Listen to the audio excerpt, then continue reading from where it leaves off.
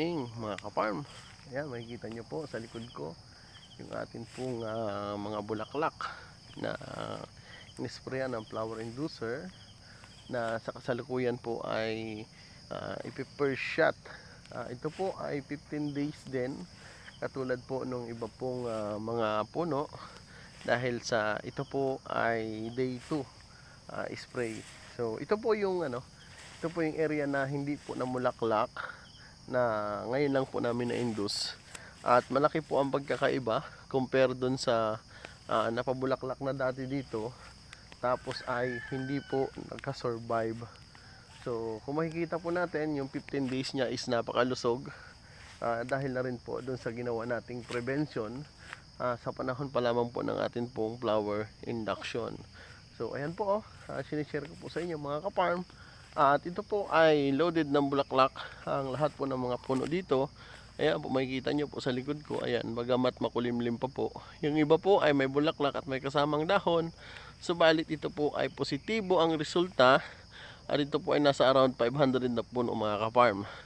So may ilang mga puno po na delay ang paglabas ng bulaklak, may ilang puno na may kasabay na dahon. At ito po ay dahil po dun sa epekto ng over application ng calcium nitrate nung nakaraan pong production na nag-neutralize sa atin pong mga puno. Ayan po mga ka-farm, ayan. Kasi kapag ang isang puno po ng mangga ay nasobrahan sa pag-apply ng calcium nitrate at ito po ay pumapatak sa lupa, tumataas din po ang nitrogen content, na nagiging dahilan kung bakit po kapag nag-spray tayo ng pampabulaklak o flower inducer, sa sunod na panahon ay ang lumalabas po ay lamang po ang dahon.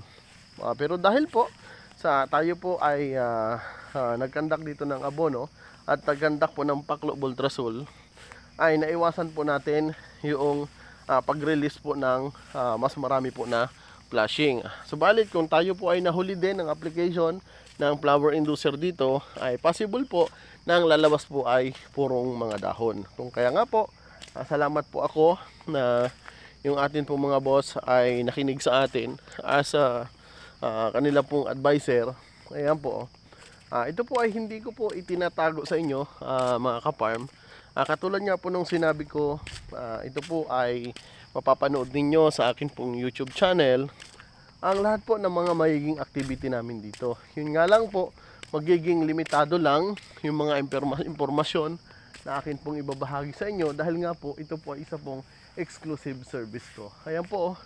Ayan, kung titingnan nyo po, akala nyo po yan ay dahon. So kung titingnan po natin sa malapitan, yan po ay bulaklak.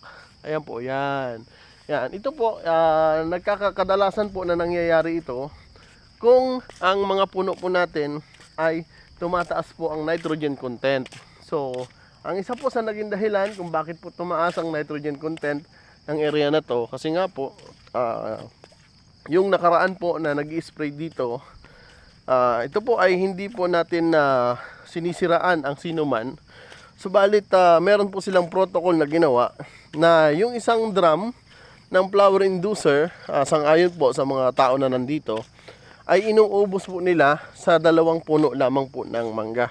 So malayo po sa atin na yung isang drum po ng flower inducer ay inuubos po natin sa 8 hanggang 10 puno po ng mangga.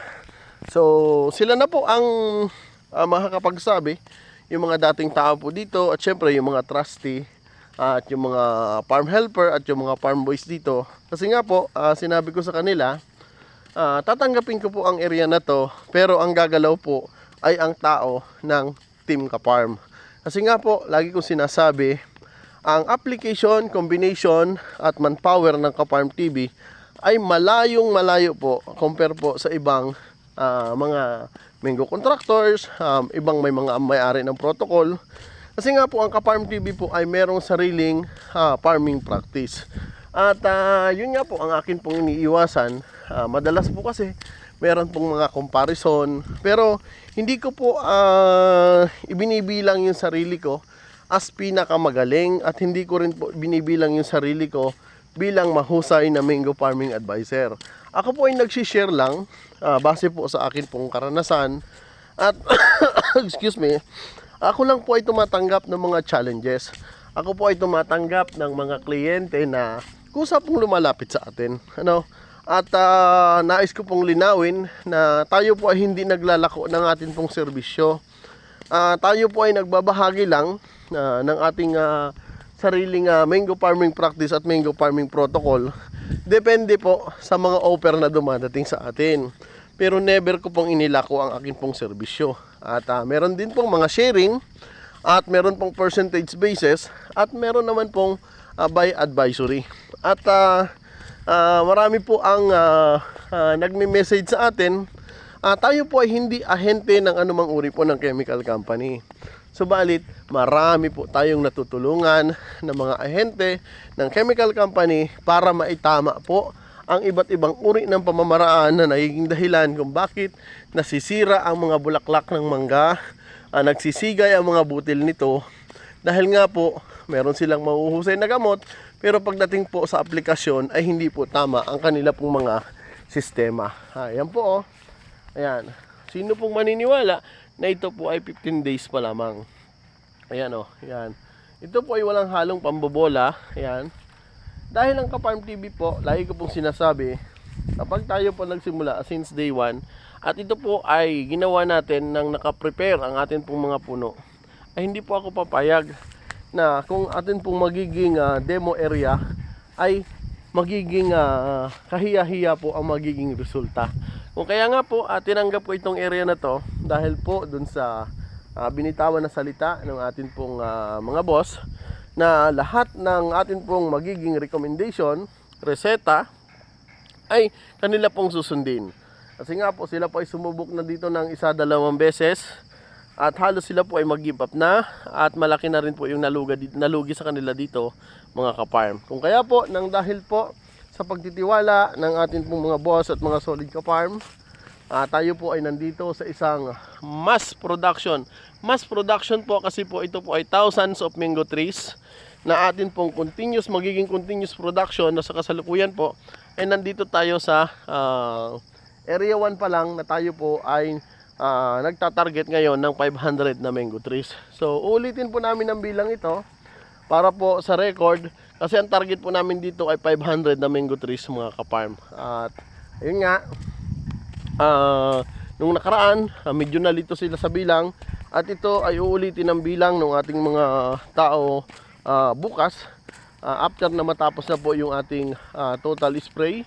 At tayo po ay walang problema pagdating po sa pangangailangan ng atin pong mga tao.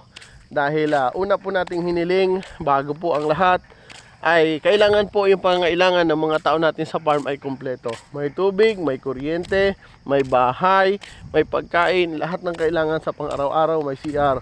At ako po ay nagpapasalamat sa mga komunidad na malapit dito sapagkat napakainit po ng kanilang pong pagtanggap sa atin. At napakasarap po sa pakiramdam na kahit po tayo ay bago lang dito ay kilala na po pala nila tayo nang dahil sa social media mga ka-farm. Kung kaya muli happy farming, God bless po sa ating lahat. Anong oras pa lang po ngayon? Almost 6 pa lang pero gumagalaw na po yung mga tao natin. So hindi po kasi namin itinuturing ito as daily work, kundi itinuturing po namin ito as sarili naming area. Dahil kami po ay hindi nagbibilang ng araw. Kasi ang katuwiran ko po, hindi po yung oras na nagtatrabaho, kundi yung tao, yung malasakit. Dahil kung bibilangin nyo po ang mga bilang ng puno na kaya naming tapusin sa loob ng maghapon, kapag kasama ko po ang aking team, ay hindi po kayang tumbasan yan ng ibang team. At yan po ay kaya ko pong patunayan sa inyo. Dahil sabi ko nga po, yun pong 500 na mango trees ay kinuha lang po namin sa flower induction sa loob po ng 3 araw mga ka-farm. At yun, dahil po may konting aberya, kaya medyo nahirapan kami nung day 1 at saka day 3 sa flower induction. Pero naiayos na po natin yung sistema. At ngayon nga po, kami po ay nasa first shot ay napakaganda po ng resulta ng ating po mga ginagawa mga ka-farm. So muli, hanggang dyan lang po muna. Shoutout po sa mga boss ko. Hindi ko lang po sila ma-mention dahil po sa kanila pong excuse me, sa kanila na rin pong kahilingan. Basta maraming salamat po. At sa lahat po ng mga solid ka-farm, team ka-farm, please subscribe Ka-Farm TV for more informative videos. At ito po, hanggang sa harvest nito ay makakaasa po kayo na ang detalye po nito ay ibabahagi ko sa inyo. Bagamat hindi po lahat at magiging limitado, ay gusto ko po maging transparent sa inyo. Shoutout po sa lahat ng mga mango growers dito po sa Iba Zambales. Pwede po kayong pumasyal dito at makita po ang Farm TV Mango Production. God bless po. I love you all. Happy farming. Bye bye po.